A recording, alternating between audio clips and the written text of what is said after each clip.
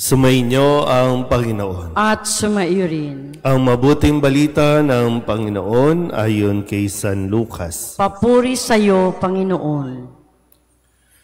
Noong panahong iyon, tumingin si Jesus sa mga alagad at kanyang sinabi, "Mapalad kayong mga dukha, sapagkat ang Diyos ang maghahari sa inyo. Mapalad kayong mga nagugutom ngayon, sapagkat kayo'y bubusugin. Mapalad kayong mga tumatangis ngayon, sapagkat kayo'y magagalak.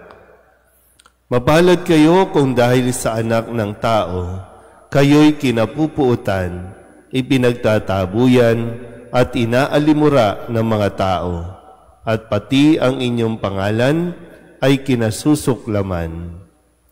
Magalak kayo at lumukso sa tuwa kung ito'y mangyari, sapagkat malaki ang inyong gantimpala sa langit. Gayon din ang ginawa ng kanilang mga ninuno sa mga propeta. Ngunit sa aba ninyong mayayaman ngayon, sapagkat nagtamasa na kayo ng kaginhawahan. Sa aba ninyong mga busog ngayon, sapagkat kayo'y magugutom. Sa aba ninyong nagsisitawa ngayon, sapagkat kayo'y magdadalamhati at magsisitangis. Sa aba ninyo kung kayo'y pinupuri ng lahat ng tao, sapagkat gayon din ang ginawa ng kanilang mga ninuno sa mga bulaang propeta." Ang mabuting balita ng Panginoon. Pinupuri ka namin, Panginoong Hesukristo. Isang magandang umaga po sa inyong lahat. Ngayon po ay Miyerkules ng ika-23 linggo sa karaniwang panahon.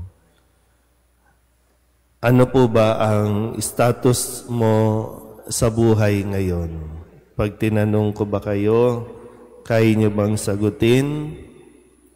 Ano ang status natin?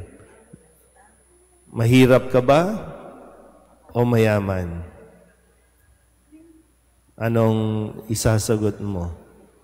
Nasa gitna. Hindi ka mahirap, hindi ka mayaman.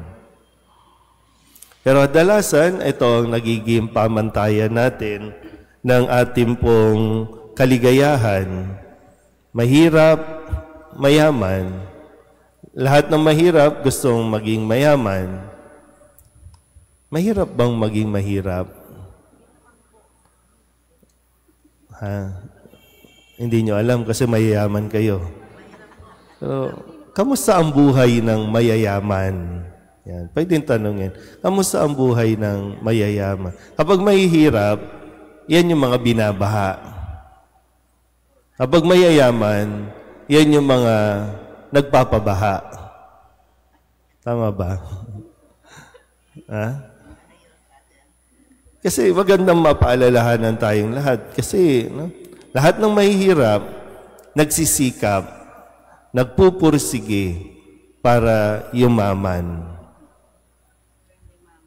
So, hindi mahirap maging mahirap.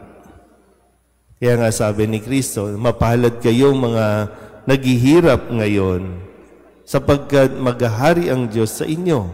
Ang Diyos ang mag-provide sa inyo. Mahirap bang o kaya kasalanan bang maging mayaman?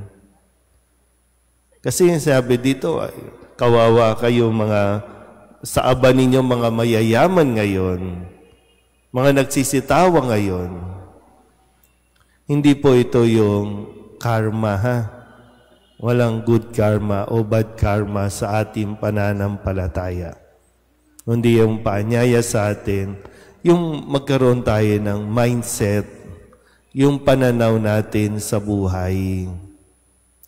Mahirap po kasi na mahirap ka na, tapos gumagawa ka pa ng ikakahirap mo.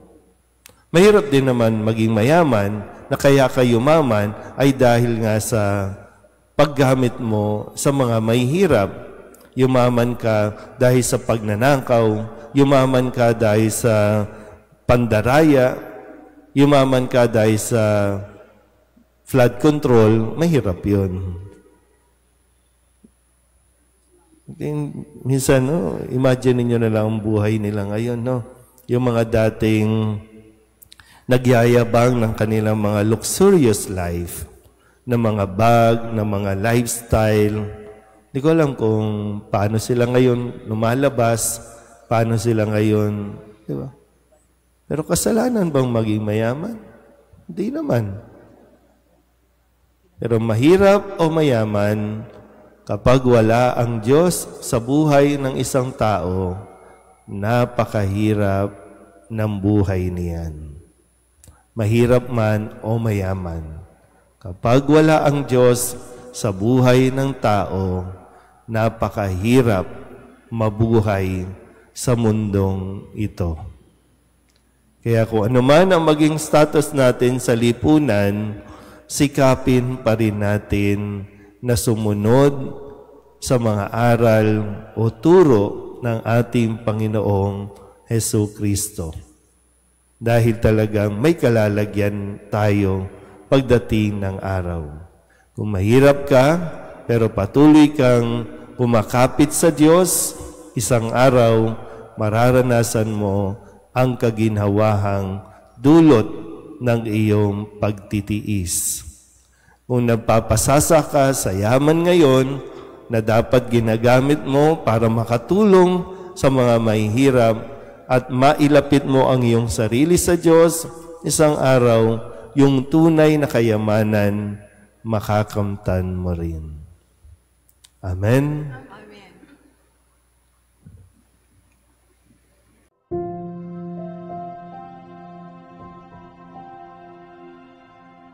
Amen.